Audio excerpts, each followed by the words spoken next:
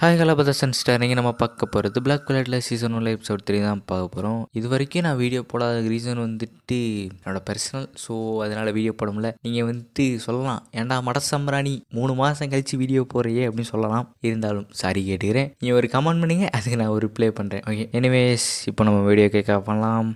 அதுக்கப்புறம் டாக்டர் கவனிக்கிறீங்களா இல்லையா? சாரிப்பா, நைட்டு என்ன டின்னர் பண்ணலாம் வச்சுருந்தேன். நாங்கள் எதை பற்றி பேசிட்டீங்க, நீங்கள் எதை பற்றி பேசிட்டீங்க? நீ சொல்ல வர எனக்கு புரியுது. ஸ்கூலில் அந்த மாதிரி என்ஜிஓக்கு பிரச்சனையாச்சு, இனிஷியேட்டிவ் எல்லாத்தையும் ஒதுக்குறாங்கன்றது எனக்கும் தெரியுது. அது முக்கியமான பிரச்சனையாக இருந்தாலும் நான் உன்ட்ட ஒரு கேள்வி கேட்குறேன். கேஸ்டியாவை நம்ம எதுக்காக அழிக்கிறோம்? ஏன்னா அது ஹியூமனிட்டிக்கு ஈவலான த்ரெட்டு, அதனால அழிக்கிறோம் அப்படின்னு நீ நினைக்கிற. ஆனால் ஒரு சிலர் என்ன நினைக்கிறாங்கன்னா, அவங்க தான் கடவுளால் அனுப்பப்பட்ட தூதர்கள், அவங்க உலகத்தை வந்து பியூரிஃபை பண்ண வந்தவங்க அப்படின்னு சொல்லிட்டு நினைக்கிறாங்க. அப்போனா இனிஷியேட்டர் எல்லாமே வந்து ஒரு இன்டர்மீடியட் கம்யூனிகேட்டர் சொல்லுவாங்க. அப்படின்னா மனிதர்களுக்கும் கேஸ்டியாவுக்கும் நடுவில் ஒரு பேத்தாக இருப்பாங்க. இல்லை, அவங்களும் நம்மள மாதிரி சாதாரண மனிதர்கள் தானே. அப்படின்னா நான் ஒன்று சொல்கிறேன், உன்னை பற்றி உனக்கு தெரியும். நீ யார், நீ எங்கே பிறந்த, உன் அப்பா அம்மா யார், எல்லாமே உனக்கு தெரியும். பட் என்ஜுக்கு தெரியுமா? அவளுக்கு மட்டும் இல்லை, அவளை மாதிரி இருக்க எல்லா இனிஷியேட்டருக்கும் இதே நிலமை தான். இதை கேட்டோடனே ஹீரோ சேட் ஆகிட்டு, தேங்க்ஸ் டாக்டர், போயிட்டு வரேன். அதுக்கு டாக்டர், ஓகே, உனக்கு ஏதாவது விஷயம் தெரிஞ்சுன்னா எப்போவாது ஸ்டூடெண்ட் கவுன்சில் ஆஃபீஸ் வந்து என்ன பாருங்க. அப்படியே வெளியே வர நம்ம 2 கால் வருது. ஹலோ சட்டோமியா? ஆமாம் சட்டோமி தான். நான் என்ஜுவோட கிளாஸ் டீச்சர் பேசுகிறேன். காலையில் என்ஜு ஸ்கூலுக்கு வந்திருந்தா. இதை கேட்டால் நம்ம ஹீரோ ஷாக் ஆகிட்டு உடனே ஸ்கூலுக்கு கிளம்புறான். அங்கே போய் பார்த்தா என்ஜுக்கு அகைன்ஸ்டாக எல்லாருமே இருக்காங்க. நீ ஒரு மான்ஸ்டர்னு சொல்லிட்டு எல்லா பசங்களுமே சொல்லிட்டு இருக்காங்க. இதை கேட்டால் என்ஜு, நான் ஒன்றும் மான்ஸ்டர் கிடையாது, நானும் உங்களை மாதிரி மனுஷன் தான், எனக்கும் ஃபேமிலியெலாம் இருக்குது அப்படின்னு சொல்லிட்டு சொல்கிறா. என்ஜு அவளோட ஃப்ரெண்டாவது ஏற்றுப்பான்னு பார்த்தா அவளும் விட்டுட்டு போயிடுறா. இல்லை, நான் ஹியூமன் தான். என்ஜு வா போகலாம், நம்ம வேறு ஸ்கூலுக்கு போய் சேர்ந்துக்கலாம். இல்லை, நான் வரமாட்டேன், நான் இங்கே தான் இருப்பேன், என் ஃப்ரெண்ட்ஸ் எல்லாம் இங்கே தான் இருக்காங்க. நல்லா பாரு, இவங்களாம் உன் ஃப்ரெண்ட்ஸா? உன்னை மான்ஸ்டர்னு சொல்கிறாங்க, இவங்களாம் உன் ஃப்ரெண்ட்ஸ் கிடையாது. அங்கே ஒரு ஹெலிகாப்டர் வருது. என்ஜு 2 ஏறி போகிறாங்க. 2 பக்கத்தில் ஒரு கேஸ்டியாக லொக்கேட் பண்ணியிருக்கேன், அதை போய் கொண்டுட்டு வா. கிஷரா, இது எதுக்கு நீ டாக்டர்கிட்ட சொன்ன? ஏய், இதுக்கு நான் என்னோடய அடுத்த வருஷம் ஸ்கூல் ஃபீஸே செலவு பண்ணியிருக்கேன். நீ மட்டும் எதுவும் பண்ணாமல் வந்த அப்புறம் இருக்கு உனக்கு. திடீர்னு பறந்துகிட்டு இருக்க ஒரு கேஸ்டியாவை பார்க்குறாங்க. இதுதான் அவங்க ரொம்ப நாளாக தேடப்பட்டு இருந்த ஸ்பைடர் கேஸ்டியா. அதோட வெப்ஸை வச்சு பறந்துக்கிட்டு இருக்கோம். இதை தான் கொலான்ற மாதிரி பேசிகிட்டு இருக்கே நம்ம எந்த டக்குன்னு களத்தில் இறங்கி ஏர்லேயே ஒரு கிக்கு, அது கீழே போய் விழுந்துருது. ஏ ப்ரோ, டக்குன்னு ஹெலிகாப்டர் கீழே இருக்கு. கீழே இறங்கின ஹீரோவும் நானும் டார்ச்சர் மாதிரி பண்ணுறேன்னு சொல்லிட்டு கீழே வந்து மண்ணதான் வரும். அங்கிட்ட அப்படியே என்ஜாய் என்னாச்சுன்னு பார்த்தா அந்த கேஸ்டியாவோட வெப்ஸில் இருந்தாலும் அப்படிச்சு ஒரே கேக்கில் போட்டு தெளிக்கிறான். அந்த கேஸ்டியாவை கொண்டு திரும்பி பார்க்குறா. 2 நான் அதை துவக்கடிச்சிட்டேன்ல, என் ஃப்ரெண்ட்ஸை நான் ப்ரொடெக்ட் பண்ணிட்டேன்ல, அப்புறம் ஏன் இப்படிலாம் நடக்குது? என்ஜு, உனக்காக நான் இருக்கேன். நீ எந்த அளவுக்கு பயந்துருக்கேன்னு எனக்கு தெரியும், கவலைப்படாத, உனக்காக நான் இருக்கேன். இதை கேட்ட என்ஜு சந்தோஷப்படுறா. சரி வா, வந்த வேலையை பார்ப்போன்னு சொல்லிட்டு அந்த கேஸ்டியாவை கொண்ட இடத்துல ஒரு ரூட் பாக்ஸ் மாதிரி இருக்கும், அதை நம்ம ஹீரோ போய் எடுக்கிறான். ஒரு பேடு ஃபீலிங். என்னடான்னு பார்த்தா மாஸ்க் மண்டை. வெல் டன் சட்டோமி. உடனே என்ஜு 2 கத்துறா, நான் உன்னை கண்டுபிடிச்சிட்டேன் என்ஜு.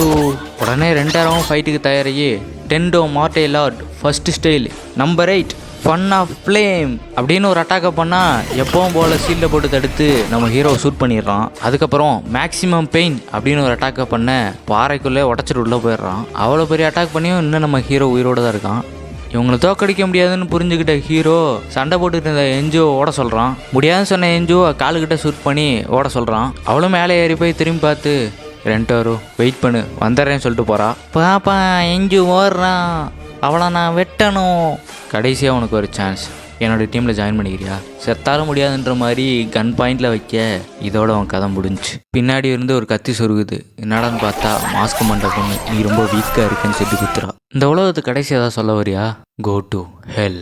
அப்போ குட் நைட் அப்படின்னு சொல்லிட்டு ஷூட் பண்ணிடுறான். அப்படியே சீன் கட் பண்ணிக்கிட்டு பார்த்தா நம்ம ஹீரோவுக்கு ஒரு ஆப்ரேஷன் நடக்குது. சட்டாமி 2 நைஸ் டு மீட் யூ. ஒருவேளை ஆப்ரேஷன்லாம் முடிஞ்சு நம்ம ஹீரோ கண்ணு முழிக்கிறான். ஓ கிசரா, வெல்கம் பேக் சட்டோமி. எத்தனை நாள் நான் மயக்கத்தில் இருந்தேன்? ஜஸ்ட் 1 டே 3 ஹவர்ஸ். நீ செத்து பொழைச்சி வந்திருக்க. உன்னோட உயிரை காப்பாற்றுறதே எங்களுக்கு டிஃபிகல்ட்டாக இருந்துச்சு, ஆனால் நீ விட்டு கொடுக்காம இருந்தனால தான் உன்னை காப்பாற்ற முடிஞ்சிச்சு. அது மட்டும் இல்லாமல் கவர்மெண்ட்லேருந்து ஒரு இன்ஃபர்மேஷன் இருந்துச்சு. அந்த கேஸில் இருந்தது ஸ்டேஜ் 5 கேஸ்டியாவை சமன் பண்ணுறதுக்கான டெக்னாலஜி. எனது ஸ்டேஜ் 5 சொல்லி ஹீரோ ஆச்சரியமாக கேட்குறான். அப்போ தான் கிசரா ஒரு எக்ஸ்பிளைன் கொடுக்குறா. ஸ்டேஜ் 1லேருந்து ஸ்டேஜ் 4 வரைக்கும் அது வளர்ந்து வருது. ஆனால் ஸ்டேஜ் 5 ஸ்டேஜ் 4லேருந்து எவால்யூஷனாக வருது. அது டோட்டலாகவே சேஞ்சாக இருக்கும். ஸ்டேஜ் 4லேருந்து 10 வருஷத்துக்கு முன்னாடி வந்த ஒரு கொடூரமான ஒரு கேஸ்டியா.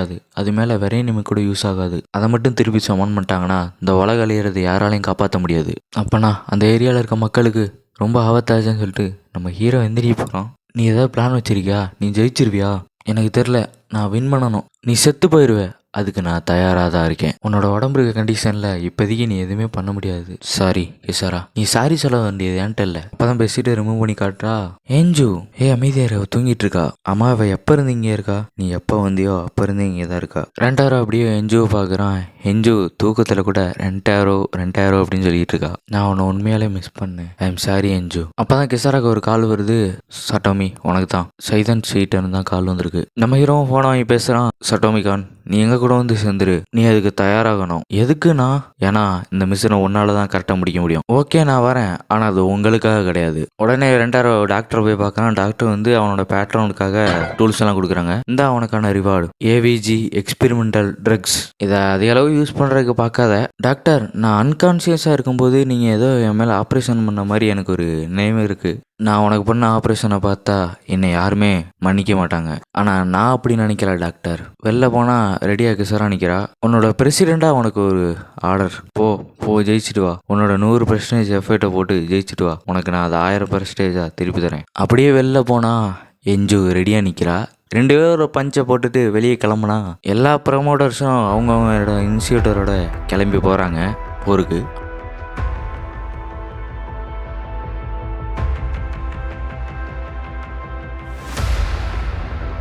அப்படியே எல்லாத்தையும் தனித்தனி பிளேஸில் இறக்கி விடுறாங்க. ஹீரோ எஞ்சும் காட்டுக்குள்ளே போயிட்டு இருக்கையில பக்கத்தில் ஒரு கேஸ்டியா. அப்போ தான் திடீர்னு ஒரு எக்ஸ்ப்ளோஷன் நடக்குது. யார் இதை பண்ணதுன்னு சொல்லிட்டு நம்ம ஹீரோ கத்திட்டு இருக்கையில பார்த்தா ஒரு ஸ்டேஜ் 4 கேஸ்டியா. ஸ்டேஜ் 4ன்னு சொல்லிட்டு நம்ம ஹீரோ ஓடிட்டு இருக்கான். ஹீரோ அவ்வளோ ஃபாஸ்ட்டாக ஓடுறான்னு பார்த்தா எஞ்சு தான் தூக்கிட்டு ஓடிட்டு இருக்கா. அந்த ஸ்டேஜ் 4 கேஸ்டியாட்டேருந்து தப்பிக்கிறதுக்காக ஒரு பள்ளத்தில் குதிச்சு தப்பிக்கிறாங்க. எஞ்சு உனக்கு எதாவது ஆகலை, ஐ எம் ஓகேன்னு சொல்லிட்டு அவளும் கை காட்டுறா. சரின்னு சொல்லிட்டு 2 பேரும் காட்டுக்குள்ளே போயிட்டு இருக்கையில ஒரு சின்ன வீட்டில் வந்துட்டு ஒரு வெளிச்சம் வரதை பார்க்குறாங்க. யாரும் தீ மூட்டியிருக்காங்கன்னு. அங்கே உள்ள போய் நம்ம ஹீரோ கண்ணை காட்டி மூவ் பண்ணாதேன்றான். நீயா அப்படின்னு சொல்லிட்டு நம்ம ஹீரோ சொல்கிறான். எஞ்சு அட்டாக் பண்ண போகையில எஞ்சு வெயிட், இவன் நம்ம எனிமி கிடையாது. உனக்கு என்ன ஞாபகம் இருக்கா? ஆஃப்கோர்ஸ். அப்போ தான் எஞ்சு ஒரு நிமிஷம், இந்த பொண்ணு எனக்கு தெரியவே தெரியாது, எனக்கு எக்ஸ்பிளைன் பண்ணுங்க, இங்கே என்ன நடக்குது? இவ தான் ப்ரொமோட்டர் சோகனோட இனிஷியேட்டர். அப்போ தான் அவளை இன்ட்ரடியூஸ் பண்ணிக்கிறா. ஐ ஆம் செஞ்சு, நைஸ் டு மீட் யூன்னு சொல்லிட்டு அவள் கையை காட்டுறாங்க. கையில் ரத்தம் வருது. அப்படியே நம்ம எஞ்சு மூஞ்சி தூக்கிட்டு வெளியே போய் உட்காந்துட்டு என்னால் இந்த பொண்ணை ஏற்றுக்க முடியல அப்படின்றா. நம்ம ஹீரோ அந்த பொண்ணு கட்டு போட்டுட்டு அப்படி பேசிக்கிட்டு இருக்கான். ஆமா நீ என்ன தனியாக இருக்கா? அவனோட ப்ரொமோட்டருங்க அப்படின்னு சொல்லி கேட்டுட்டு இருக்கேல. என்னோட மாஸ்டர் தான் வெயிட் பண்ண சொன்னார். ஆக்சுவலாக நான் ஒரு டால்ஃபின் டைப் இனிஷியேட்டர். எனக்கு வந்து எல்லாத்த விட ஐக்யூ ரொம்ப அதிகமாக இருக்கும். அப்புறம் இந்த மாதிரி இருக்குன்னு சொல்லி கேட்டால் அது காரணமும் என்னோட மாஸ்டர் தான் அப்படின்னு சொல்கிறா. என்னோட மாஸ்டர் வந்து ரொம்ப நல்ல ஒரு கைண்டானவர் அப்படின்றா. சரி நான் உன்னோட கன்னை பார்க்கலாமா? நான் எதுக்கு உனக்கு காட்டணும்? ஒக்கமான், நான் செஞ்ச உதவிக்கு ஒரு கைமாற எடுத்துக்குவேன். சரின்னு சொல்லிட்டு அவளும் காட்டுறா. இது ஒன்று மட்டும்தான் என்கிட்ட இருக்குது அப்படின்னு சொல்கிறா. அப்படியே கண்ணை செக் பண்ணிவிட்டு அந்த எக்ஸ்ப்ளோசிவ் நீங்கள் தான் பண்ணீங்களா? ஆமாம் நாங்கள் தான் பண்ணோம். நாங்கள் இறங்குன இடத்துல பக்கத்தில் வேறு ஏதாவது பேர்ஸ் இருப்பாங்களான்னு பார்த்தா அப்படி யாரும் இல்லை. அதுக்கு பதிலாக கேஸ்டியாக தான் இருந்துச்சு. அந்த கேஸ்டியாவை கொல்றதுக்காக எக்ஸ்ப்ளோஸ் பண்ணும்போது தான் நானும் அவரும் பிரிஞ்சிட்டோம். அது உன் மேலே ஏதோ லிக்விடை இன்சூல் பண்ணிச்சா? ஆமாம் கொஞ்சமா. சரி நீ போய் டக்குன்னு போய் செக் பண்ணுறது நல்லது. உனக்கு ஒரு விஷயம் தெரியுமா? எனக்கு என்ஜாய் நினச்சா பொறாமையாக இருக்குது. ஏன்னா அவள் இது வரைக்கும் யாரையுமே கொன்னதில்லை. ஏன் அப்படி சொல்கிற? அப்போ நீ கொன்றிருக்கியா? ஆமாம், வர வழியில் ப்ரொமோட்டர்ஸும் இனிஷியேட்டரும் நான் தான் கொன்னேன். அதுவும் என்னோட ப்ரொமோட்டர் சொன்னதுனால தான் நான் கொன்னேன். டக்குன்னு ஹீரோ டென்ஷன் ஆகிட்டு இது உன்னோட வேலை கிடையாது, இப்போ வேணா நீ கொண்டுகிட்டு இருக்கலாம், ஆனால் நீ இதெல்லாம் எப்போ ஸ்டாப் பண்ணிட்டு இதெல்லாம் தப்புன்னு ரியலைஸ் பண்ணுறியோ அப்போ உன்னை சுற்றி யாருமே இருக்க மாட்டாங்க. இதெல்லாம் நீ அனுபவத்தில் பேசுகிற மாதிரி தெரியுது. நீ யாரையாவது கொண்டிருக்கியா? சட்டோமி, உன்னோட கண்ணிலே தெரியுது நீ ஒரு காம்ப்ளிகேட்டடான பாஸ்ட்டை வச்சிருக்க. நீ ரொம்ப நல்லவன் சட்டோமி. ஆனால் ஏன் நான் எல்லாத்தையும் தெரிஞ்ச மாதிரியே பேசுகிறேன். ஐ எம் சாரி, நான் போகிறேன். சட்டோமி, நீ எதுக்கு சாரி சொல்கிற? நீ சொல்கிறது உண்மை. நீ சொல்கிறது தான் உண்மை.